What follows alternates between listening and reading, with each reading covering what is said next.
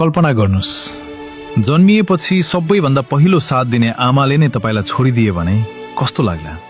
जापानको चिबा प्रिफेक्चरमा जन्मिएको सानो बाँदरको बच्चा पन्छी जुलाईमा जन्मिएको केही समयमै उसको आमाले उसलाई त्यागिदिएछन्। ऊ एक्लो भयो।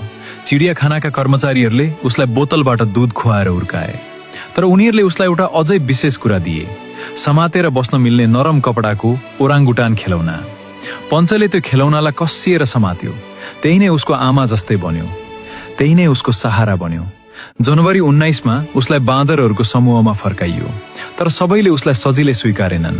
धेरै पटक ऊ एक्लै बसिरहेको देखिन्थ्यो, अझै पनि त्यो खेलौना अँगालेर। तर अहिले केही परिवर्तन देखिएको छ। पञ्च आफै अघि बढेर अरू बाँदर नजिक जान थालेको छ, जस्तो कि ऊ भनिरहेको हो, म पनि तिमीहरूकै जस्तै हुन चाहन्छु। उसको सङ्घर्षको कथा एनएचकेले पनि देखाएको छ। सानो शरीर तर ठूलो साहस। पन्छीले अझै समातेर बसेको छ, केवल एउटा खेलौना होइन, आफ्नो आशा।